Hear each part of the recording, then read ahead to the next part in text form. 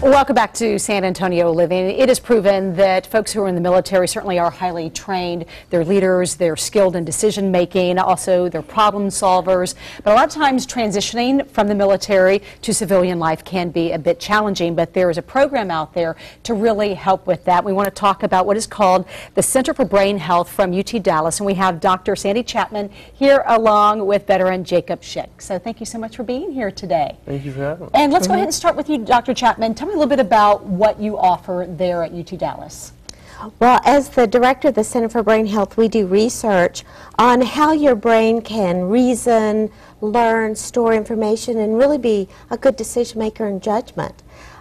We do it in health, injury, and disease. And so really it's something that applies to everyone, but today we're really focusing on military members and especially veterans. And let's talk a little bit about your service. You were here in San Antonio once you were injured. Take me back a little bit before that happened and what your rank was and what you were doing. I was a corporal in the Marine Corps. I was actually third-generation Marine, and I was deployed 2004 to Iraq and then was severely wounded and by IED. It blew me out of the Hummer and landed on my head, which could be a good or bad thing. I don't know, no one knows. But I never lost consciousness, never went into shock. But I lost my right leg and part of my left hand, left arm, and my left leg was severely wounded. And I was also diagnosed with PTSD and TBI. You spent a lot of time here in San Antonio repairing the physical injuries, and that I'm sure that dealing with what's internally in your heart and here, that's going to be a lifetime struggle. So how have you gotten involved in this program? Through another buddy of mine who's a fellow warrior actually told me about it, and he said, you know, Jake, I really think you could benefit from this. And he didn't get into depth about it too much because anything from the neck up for the warriors is kind of, you know, we're standoffish about it because we're very prideful people. But absolutely the best thing I've ever done as far as my brain health goes. And I'm so glad you're saying that, because I don't know why there's such a stigma other than the pride that you talk about with brain health, and that's something that is understandable, right? Right. Well, we didn't realize that more could be done for your brain than your body. You know, we're not afraid to go be high performance for our body, but for our brain, we don't, and that's really what the Center for Brain Health is. How can we do high-performance brain training? And these young men like Jake, who were tactical, strategic thinkers, how can we make sure that we maximize this incredible training that they've done? It also can be a little abstract, too, as a concept to understand. So how do you work with someone like Jake? So with Jake, we teach him strategies, really, how to think about his thinking. And every single task that he does, for example, one of the things we teach him is filtered thinking. Think about in this information download, how much information is coming at us that we can't even process anymore. And on the battlefield, they had to do that. Well, in the civilian life, if you're doing so much information downloading, it causes stress, it causes sleep deprivation. You can't process. So we teach them how to filter information and to be deep thinkers. And they're amazing for you, how at has that. it changed your life?